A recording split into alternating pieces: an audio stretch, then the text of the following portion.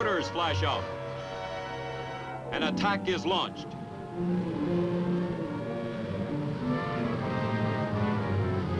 Reinforced by Danish, Norwegian, British, and American forces, the 2nd Allied Tactical Air Force blasts the enemy with a thunderous attack.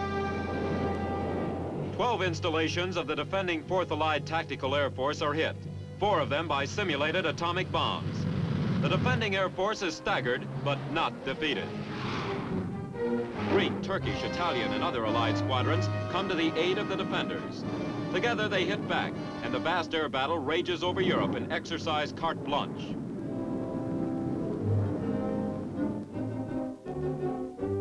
Norwegian and Danish air defenses were tested in September maneuvers in exercise Strong Enterprise. Danish ground troops defended the island of Zealand against invasion. First, British commandos land at a secret rendezvous point along the coast. Then from bases in the United Kingdom, British paratroopers fly to the attack. Their mission, to destroy vital installations. Aiding the invaders in the landing at Korsør are Danish frogmen. Promptly at dawn, amphibious forces land and establish a beachhead with the aid of air and naval support. Defending airmen strike back with a mock atomic attack on the invading fleet. The invasion grinds to a stop.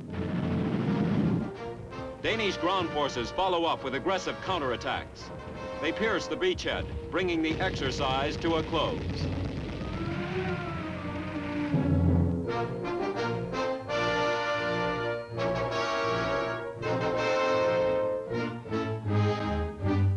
Exercise Cordon Bleu was the climax of the year's NATO maneuvers.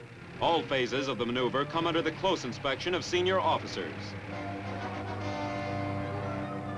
They include Marshal Alpha Juin, Commander-in-Chief, Allied Forces, Central Europe. General Charles Noiré, Commander-in-Chief of French forces in Germany, and General Adolf Heusinger, Chairman of the German Military Council. The battle area covers 12,000 square miles of hilly country in southwest Germany. The two opposing forces maneuver on a north-south axis. Aggressor consists of the American 2nd Armored Division, the French 1st Armored Division, and other smaller units. The U.S. 12th Air Force furnishes air support. Opposing them is a stronger defending force, including the French 7th Light Mechanized and 5th Armored Divisions, the U.S. 5th and 9th Infantry Divisions, and elements of the British 16th Parachute Brigade Group. The defending force is supported in the air by elements of the French 1st Tactical Air Command and by the U.S. 322nd Air Division. The maneuver opens at night as aggressor forces drive southward through Würzburg. Defenders lose ground, but manage to regain air superiority. They throw powerful weapons into the battle to stop the advance, using the Honest John rocket and the powerful 280mm atomic cannon. All day long, the fighting is hard. Then the defenders launch a counterattack on a 50-mile front, stopping the aggressor drive.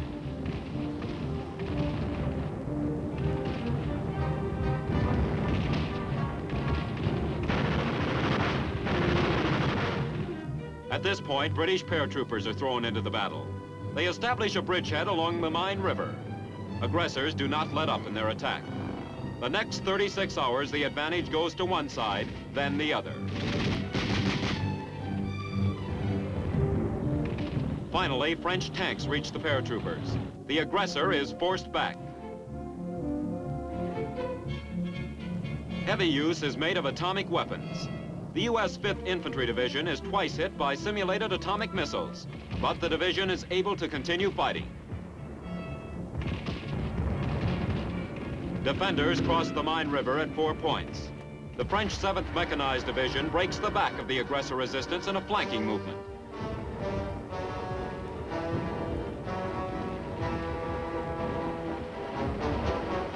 Exercise Cordon Bleu comes to a close with defenders driving northward for a total of 80 miles.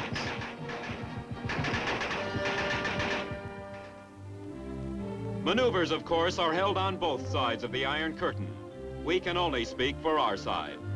The The training gained by men of all ranks is tremendously valuable and has this important result.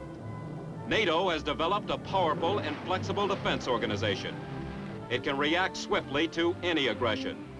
Its military strength and unity represent a guarantee of peace. For it is doubtful that an aggressor would risk an attack, knowing that self-destruction would be its certain result.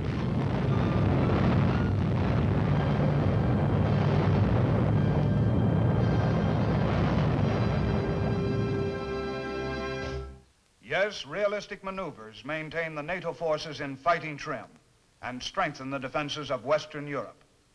Now, this is Sergeant Stuart Queen inviting you to be with us again next week for another look at your Army in action on The Big Picture. The Big Picture is a weekly television report to the nation on the activities of the Army at home and overseas. Produced by the Army Pictorial Center, presented by the United States Army in cooperation with this station.